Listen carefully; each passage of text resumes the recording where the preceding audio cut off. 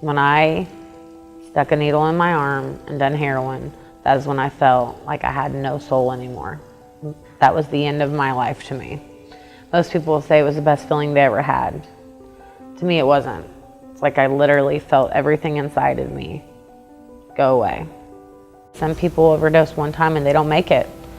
That happened to me 18 times and I'm here to tell about it. When I hit rock bottom, I was living in Indianapolis.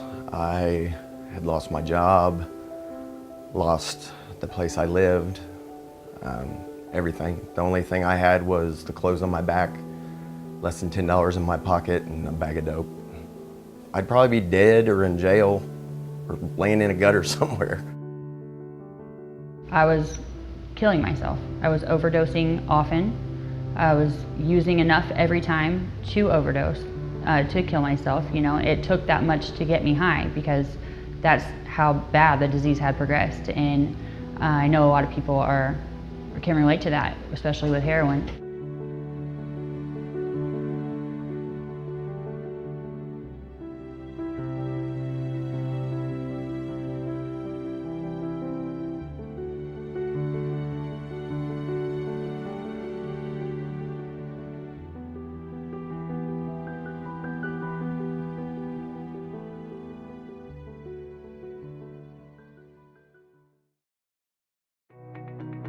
My probation officer asked me if I would be a part of the WRAP program, Women Recovering with a Purpose.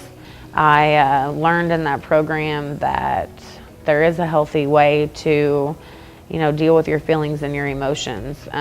Take away the drugs and the alcohol, and all the other junk is still there. And I remember maybe before 8 years old, all the way until I was probably 29, I never cried a tear. I shoved my emotions down, my feelings. I didn't express any of it. So when I got sober, I got my feelings back, and I was literally a wreck. I cried all the time, but it was good tears, bad tears. It's just, it was necessary.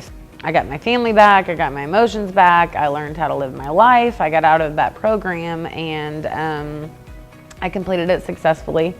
So today, I am a big part of the community. I do a lot to help people. At first, I was kind of on the fence about getting into recovery. I didn't know, I wanted to, but I didn't know if I had it in me to get through it and then stay clean. So it was really important to build the support group that I have.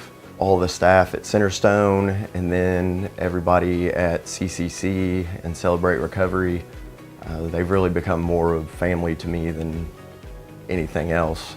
They can help me through anything. So for the first time, I'm not worried about what's coming up. I take care of today. Help's out there if you want it, but you have to want it for yourself. You can't do it for your family. You can't do it for your kids. You can't do it for your dog. You have to want it for yourself, truly. Because I tried to get clean in the past for other reasons than truly wanting it for myself and to better my life. And you can get by so long, but then there's always, it's a slippery slope. I would say that I definitely hit my real bottom whenever I went to prison, and that's when I realized that I couldn't do it for anyone else. It had to be for me, and unfortunately it took me going there and only having me left to realize that. I lost everything. I was in the middle of fighting to keep my rights to my boys. I was incarcerated, no money, no attorney. I didn't have a lot of hope, so I was devastated and desperate. There are resources out here now, just going to meetings, and if somebody wants it, they can find it.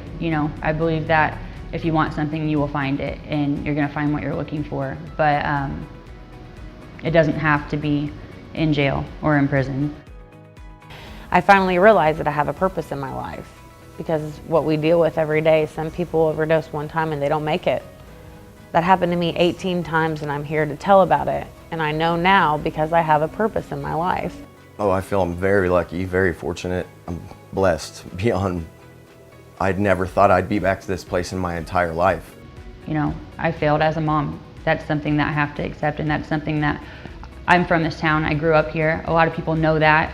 They My boys were 5 years old when this all happened. So, you know, there are a lot of people who know my history without me even saying it to them. So when they see me today, I just hope that they will see somebody who is, you know, redeeming herself and overcoming it, because I don't have to be defined by any of that.